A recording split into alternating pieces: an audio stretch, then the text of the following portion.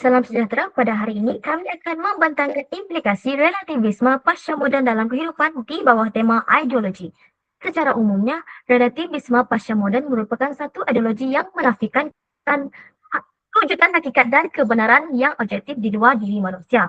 Ini bermaksud tiada lagi satu kebenaran yang dianggap mutlak atau tetap. Sebaliknya, kebenaran ini dilihat sebagai sesuatu yang relatif dan bergantung kepada cara seseorang individu berfikir serta keadaan persekitarannya.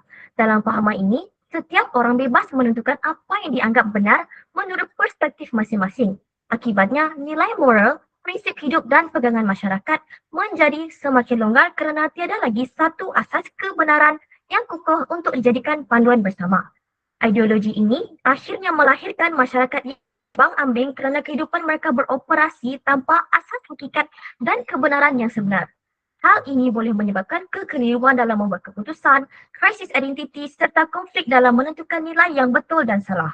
Oleh itu, pengenalan relativisme pasca moden ini penting untuk kita fahami kerana ia memberi kesan yang besar terhadap cara manusia berfikir, bertindak dan membentuk kehidupan sosial pada masa kini. Oleh itu sahaja daripada saya. Ayo kita teruskan. Seterusnya kita akan beralih kepada bahagian metodologi. Bagi bahagian metodologi ini kita akan memberitahu apa kajian yang telah kami gunakan, iaitu kajian ini telah menggunakan pendekatan kualitatif dengan kaedah pembacaan literatur sebagai medium utama dalam proses pengumpulan data. Kajian ini telah melibatkan analisis terhadap pelbagai sumber ilmiah seperti buku akademik, e-book filosofia, artikel jurnal, tesis serta laman web kajian lepas yang berkaitan dengan topik kajian kami. Sumber-sumber tersebut telah kami gunakan bagi memperoleh pemahaman yang lebih mendalam dan menyeluruh terhadap isu yang telah dikaji. Jadi akhir kata, pendekatan kualitatif ini dipilih kerana kaedah ini sangat sesuai untuk meneliti konsep, idea dan juga pemikiran secara kritis, khususnya berkaitan dengan relativisme pasca moden. Melalui analisis bahan bacaan ini, kajian dapat dijalankan secara lebih sistematik selaras dengan objektif kajian yang telah kami tetapkan. Seterusnya, bentang yang seterusnya. Baiklah, seterusnya merupakan dapatan dan analisis bagi kajian yang kami telah buat. Oleh itu, yang pertama, dekonstruksi dan desentralisasi. Dekonstruksi dan desentralisasi yang diperkenalkan oleh Jacques Derrida menolak kewujudan kebenaran mutlak dengan membuka ruang kepada pelbagai tafsiran individu. Ini juga merupakan pendekatan analitikal yang meleraikan sesuatu konsep teks atau sistem untuk mendedahkan makna tersembunyi, bias dan struktur asas yang membentuknya bertujuan mengelakkan pemahaman yang lebih kritis.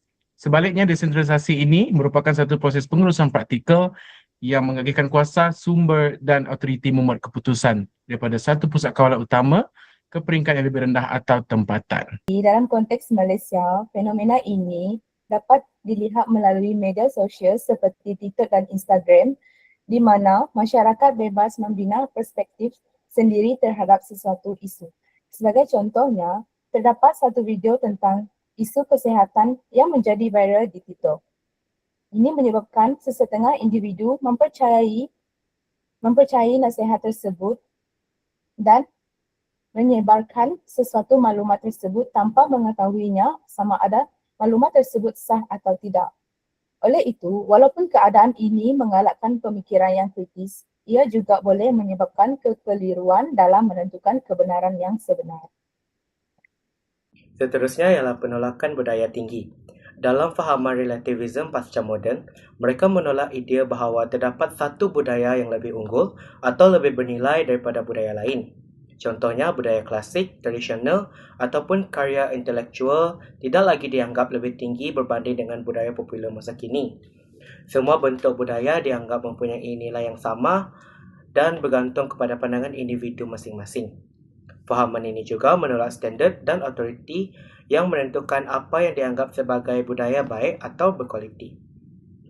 Namun begitu, penolakan budaya tinggi boleh menyebabkan masyarakat hilang arah dalam menilai sesuatu budaya serta menyebabkan identiti dan tradisi budaya semakin dipinggirkan. Baiklah, dapatan dan analisis kami yang ketiga adalah kebenaran subjektif. Kebenaran subjektif merupakan teras dalam relativism pascamoden yang menolak kewujudan kebenaran mutlak atau universal. Sebaliknya, melihat kebenaran sebagai sesuatu yang dibentuk oleh persepsi individu, latar belakang budaya dan pengalaman pribadi.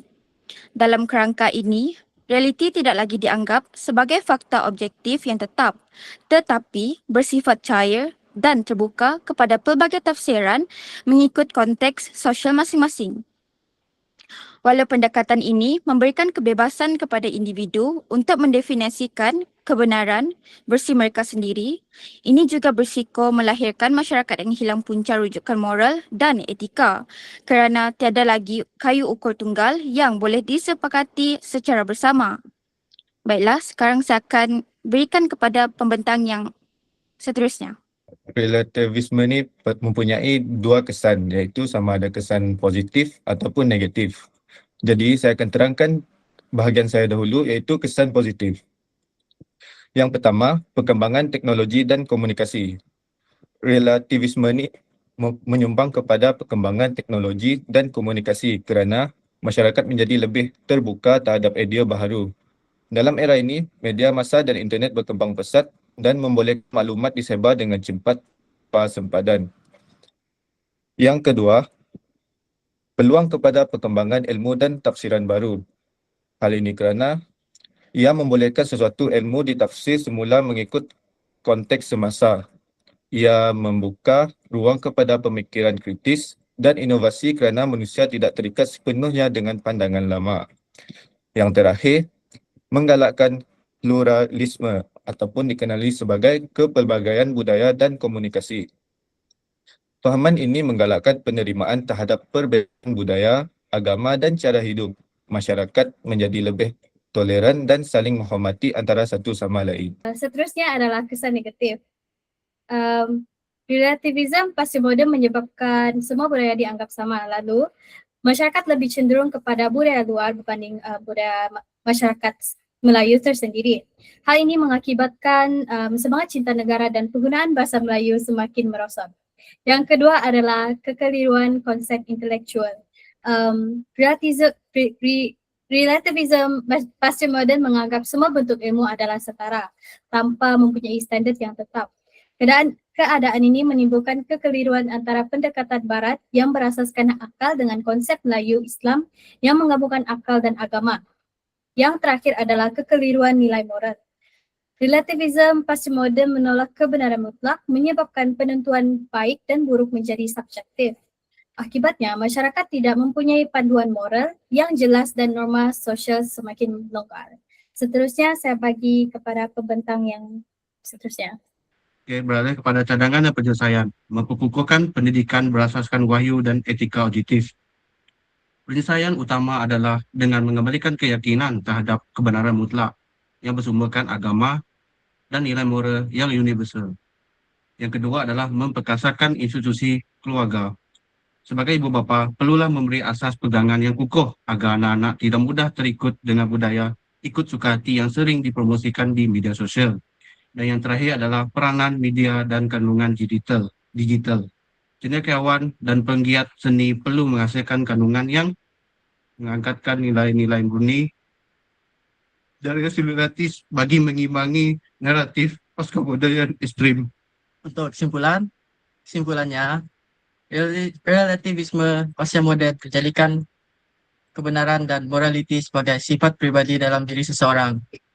Hal ini dikatakan demikian kerana dapat memberi ruang kepada kepelbagaian idea dan kebebasan individu yang lebih luas, tetapi pada masa yang sama menyukarkan masyarakat untuk mencapai kata sepakat terhadap perkara yang asas.